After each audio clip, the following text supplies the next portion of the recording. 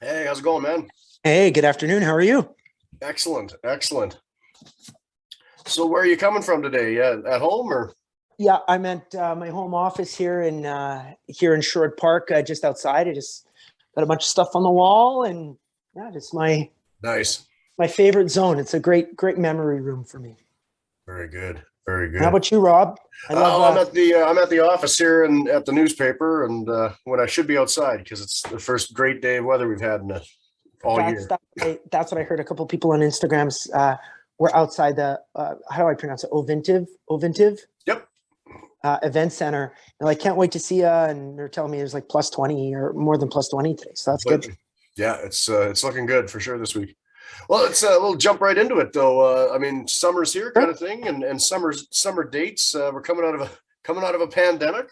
Everything's back to whatever the new normal is. But I mean, artists and specifically, I think musicians really thrived, um, creatively and whatnot over the last 2 years. Is that something you experienced as well? Here's the thing. Everybody else did, but not me. No. Everybody else loved the time off. I mean, don't get me wrong, and I'm going to talk about family Yeah. after, Yeah. but just creatively as an artist, Yeah. everybody loved, oh, wow, I have so much more time to go in the studio. Well, I'm not a studio guy. That's not my favorite thing. Right. Everybody's like, oh, I got so much more time. I can write all these songs and write all these ideas. Huh, well, that sucks because I can write songs, but I don't really like to write songs. Right. I only love being on stage in terms of arts and entertainment, performing, entertaining. And that is my number one thing. That's all I really love. So not being able to do that was really difficult on me, which is why this opportunity to come back to Dawson Creek and to get back in the saddle and play these shows feels so good for me. And better than anything, this is my number one favorite thing to do. So I feel very grateful to get back in the saddle in this way. Well, and I mean, you were, yeah. I mean, again, there's other stand-up comedians did it too, but you did that drive-in business a few years back too. So got to keep that live vibe going however you can for sure. Yeah, and that live vibe was extraordinary because I knew that it was a once in a lifetime. It was because we're in a pandemic. How else can you entertain? Yeah. So we performed to windshields, and we were the first in Canada to do it. And I'm so grateful that it came together in that way. And we raised so much money for charity, and we're able to bring Canadians together in that way. So that was extraordinary. But still, at the end of a song, people are honking their horns. I want to hear that thunderous applause in the crazy atmosphere and be able to reach down and high five and sign autographs and throw t-shirts into the crowd. That's the stuff that I love. So I'm grateful that we finally get a chance to do it. And that being said, how's the live show going down for audiences these days? I mean, Well, so here's the thing, like very well, especially the last 2 weeks. So yeah. I played Moose Jaw, Prince Albert, Saskatchewan. We did a run of shows in Quebec, and they were all excellent. But at the beginning of May, when I first started my tour, I didn't get my chops back, and I was very scared because I didn't realize why this was happening. I thought it was going to be just like riding a bike. You just get back in the saddle and you go. Yeah. Yeah. But it wasn't that case, and I lost my voice.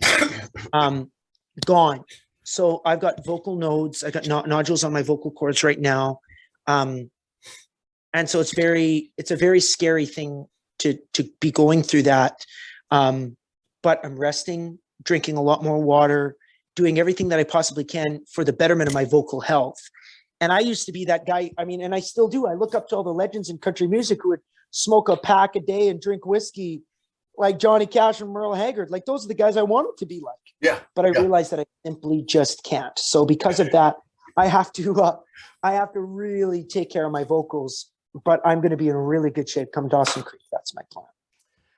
Very good. And I mean, that being said, for people that haven't seen, the live experience, the live Kissel show, or haven't looked it up on YouTube, what are they in for if you're trying to elevator pitch somebody? Well, this is interesting because I've had a lot of great memories in Dawson Creek. So my first time I ever been there was I got to be an opener for Loretta Lynn, but the show that I did as an opener for Loretta was very unique because I knew what her demographic was. I knew who her fans were. And there's no sense me going out there and rocking. Yeah. It was important for me to tell stories and Yeah. play some great traditional country songs. So there was one side to Brett Kissel that people saw 10 years ago. Then I got a chance to open for Brad Paisley, but that was in 2014. So I only had 2 songs on the radio, 3, 2, 1, and started with a song. So I was there to entertain the best that I possibly could to open for Brad, but I only had really 2 songs on the radio. Then I come back in 2018 on my We Were That Song tour, but it was at the theater connected to the high school. So that's a very unique show when you're playing in a theater. The song selection, how I entertain. So there's that side to Brett Kissel. Now it's 2022. It's a Saturday night in June. You can't beat it. This is the perfect night for a great country concert. And I'm so excited to bring now a 10-year career and all of these songs and all of this energy and excitement to the arena. This is exactly what I've been waiting 10 years to do. And I finally get a chance to do it coming up on Saturday. And like any live show, be it theater or musicians, obviously it does develop. Does, not that you're changing the set list or anything like that, but do you notice the arc in the show where it is getting more polished and just more professional, not more rehearsed, but just tighter and tighter as you go? Well, I'm very proud of my band, and that's the thing. My band and my crew are truly extraordinary, and case in point, each one of my band members over the course of their career or in recent years have each won their respective instruments at the Canadian Country Music Awards. I'm talking guitar player of the year. I'm talking fiddle player. I'm talking piano player, bass player.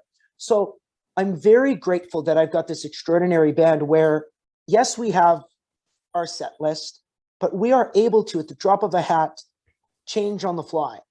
It could be somebody there getting ready to celebrate their graduation and they want to hear this song. Okay, well, let's play it. There was a guy who dared me on social media to sing some old 80s like pop covers in Prince Albert, Saskatchewan. So I did it because why not? And it became a beautiful part of the show. I've been in situations where I've got this song called I Didn't Fall in Love with Your Hair, which is a song about cancer. And there was a cancer survivor at a show of mine recently who had a sign that said, today's my last day of chemo. So you immediately adjust your show to make that beautiful, beautiful woman, feel very special. And we celebrate her in that way. So my shows are always different. Yet because I've got such a great band and we love playing live music so much, we can roll with the punches to make sure that the Dawson Creek show in particular is very unique. It's a one of a kind. No one will ever see that same show again. There we go. Isn't that the way? Before we do jump into family, because I know it's intrinsically tied to the new record, but also on the new record. Well, first of all, I guess how are the new songs going down live, and then what's going on with 98 Degrees? I mean, what was the impetus there to reach out to Nick Lachay and the boys? I mean, you're a young guy, right? So they would have been there. I would imagine you see them as an older band, but Well, they're definitely, I'm not going to say old because they're going to read this article and they're going to give me shit. I will say an established. Well, that's me, yeah. So for me, of course, everybody is familiar with 98 Degrees as one of the great bands of the late 90s and early 2000s, millions of records sold. And I feel just very grateful that they've only really collaborated with Stevie Wonder, Mariah Carey, and now me. So I feel very grateful that they loved this song as much as they did. I met them back in 2018 at the Much Music Video Awards. Okay. And so we formed a friendship there, and I just always tried to wait for the right song and the right moment. And then finally got that moment, wrote the song, Ain't the Same, and they loved it. And in very short order, they got into the studio and they recorded it and elevated the song to new heights that I could have never believed. So, and as you can probably imagine, a lot of people that grew up with 98 Degrees, like myself, are now in their late 20s and 30s and mid 30s. Sure. They're all country fans now. We saw them play in Miami a couple of months ago, and I saw so many plaid shirts and so many girls, especially in the audience. And I'm like, these have got to be country music bands. Yeah. And sure enough, they were. So we share a lot of the same fan base. A lot of people just kind of grew up with pop, but graduated and gravitated now to country. So it was a very the next this step is a big step for them to come into country music, but it's a very logical next step for them. Oh yeah, it's similar fan bases. I can think of like Florida Georgia Line and Chris Lane, where they bust into Backstreet Boy sessions, and they do a little medley and then jump into Timberlake and whatnot, right? And it obviously goes down well with the ladies, doesn't it? Well, it does, and I mean, and I learned that in junior high.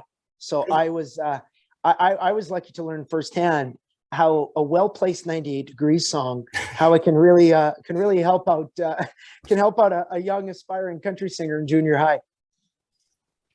So, I mean, let's focus on the new album. It's almost, you don't want to call it a concept album, but it's certainly it's a little less bro country, and like we've said, a lot more family. Maybe not Fast and the Furious family, but certainly it reflects a lifestyle change, and obviously just growing up on your side of things.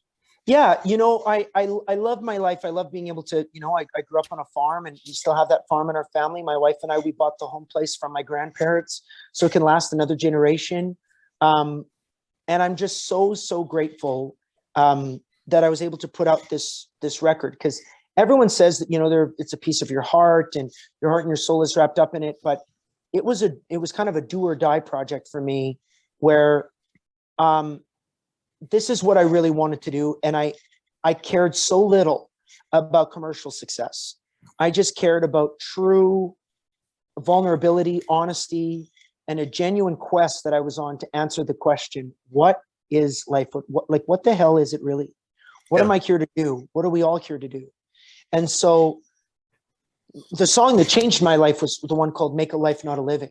And I'm so happy when I play that song on stage every night now, that I can tell my audiences that because of that song, I was able to make this record. Because of that record, I was able to win a Juno. Because of that Juno, it showed me that I am exactly where I need to be, and I can really stand true in my own power and my own integrity, and I can do my own thing and still be commercially successful by being authentic. And so I'm grateful for that. Well, and I liken it very much to, the move. I mean, Jimmy Buffett, you can think of him as a lifestyle artist, but where Sammy Hagar all of a sudden started doing the same type of thing, where he was just writing about his life. In his case, it was on a beach in Mexico. But, I liken it. I see very similar tropes there. It's excellent. So what was the idea, and where was again, I mean, it makes so much sense. I have a daughter and a son, and everything I do work wise is usually intrinsically tied with them creatively. You've got your kids on the record. How was that? How did that go? And again, the idea to do that, it's not something everybody does. It, to me, was just using this album as a time capsule and a moment in time. So my children, even by the time the record came out, of course, they grew, and their vocabulary is bigger and better, especially when you're a toddler. How you speak when you're a 2-year-old to a 2.5-year-old is a massive difference. 2.5 to 3, 3 to 4, 4 to 5. So having my children on the record was something that came together organically, where my wife and I, once restaurants opened up, my wife and I went for a date. Okay. And my wife's sister, Stella, who is very close to our family, she's our nanny, and she's also one of my best friends. Stella just recorded Aria, our daughter in the middle, just doing her bedtime prayers and saying, I love you, Mom and Dad. Please bless my mom and dad. You're the love of my heart, Mom and Dad. I love you, Mom and Dad. And it was so beautiful that I wanted to keep that forever. And I knew if I got a new phone, or right, yep, I put it up in my Dropbox, and maybe I'll lose it in the iCloud. I never wanted to lose it. Yep. So I decided I'm going to put that on the record. And so I did. And then, knowing that I did that for Aria, I wanted to capture what Leo, our 2-year-old son, sounded like. And I wanted to capture what Mila, our 5-year-old daughter, sounded like. So that's why it really organically came together. And I'm just, very grateful, very, very grateful that they were able to, I guess, be a part of the most significant project of my life. Well, and then also too, when they exactly like we're doing it right now, when they show up on the videos too, on your phone and stuff, in the promotion, it's great too, because there's the time capsule of what they look like when they were that age, right? It really is. And that's one of the you know, social media is obviously a very, very, you know, touchy relationship. And I've got an up and down relationship with Sure. social media, Yep. but it's moments like that where I'm so grateful that we have Instagram and Facebook and even TikTok now and stuff where I can have my family be a part of some of these great moments, and they will live on forever. It's a very special thing as a dad. Well, and even, you know, even if they can't be with you on the road, you can certainly pull this, and then, you know, it's just as good. I agree. Absolutely. A couple other things, really. I mean, I guess, what's Jade going to be bringing to the show as far as setting you up come Saturday night? Great question. First and foremost, I just want to say I love Jade. Yeah. I really do. He is such a great vocalist. So for everybody out there who lives this lifestyle, this 9 to 5, hardworking, beer drinking, tailgate swinging, country music singing lifestyle. Yep. If you've got camo in your closet, or you've got blue jeans in your dresser drawer, and you've got muddy boots, you are my kind of people. You are Jade Eagleson's kind of people. And his show and his hits and his voice is the most authentic country sound in Canada today. So if people really want a good dose of real country music, then make sure you get in your seats early so that you can enjoy Jade. Very good.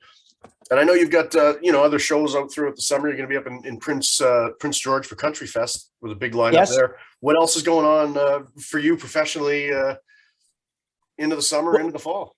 Well, the best part about it is getting back in the saddle and playing these shows. You know, I'm very grateful. We've got a show in Italy, a Voghera Country Music Festival, where I get to headline on Saturday night, June 25th. That's going to be great. My hometown, the weekend after Dawson, I get to play. We're doing it. It's like a hometown homecoming. Centerfield Music Festival is a festival that I co-own with a business partner of mine. And so knowing that, you know, we've got like 2,000 tickets sold. Nice. In a town of 3,000 people is pretty special. Yeah. So we're going to do that in June. And then the Calgary Stampede is going to be amazing. We're going to play Newfoundland again this year for the first time in ages. So all in all, it's going to be an amazing summer. Fantastic. And as always, are you know, again, you say you're the live guy. Do you always have songs you're working on as far as writers throwing stuff at you, and then what you're working on as far as the next studio thing? Yeah, I'm definitely working on a pretty extravagant record right now, but it all has to do with my voice. You know, as soon as my voice feels good, I go into the studio and sing a few more songs. Sure. So that won't be out until later on in the year, or maybe early in 23. Nice. But I am very strategic about when I debut new music and making sure it's the right time or the right song to truly gauge the reaction from the general public. Yeah. And people in the GA, in the pit, having a great time, throwing back beers. If I play this song in this moment, how will people react? So I'm always very curious and excited to see the reaction from my fans in those moments. So I can't predict whether or not I'll debut anything new when I hit the stage of Dawson in a couple of days. But if the moment is right, I do believe that I very well could, because if there's ever going to be a crowd that obviously loves country music, I've seen it now 4 times. Yeah. And it's a great crowd up in Dawson. Well, and yeah, and road testing new stuff is great, isn't it? Scary sometimes. Yeah. Yeah. Absolutely.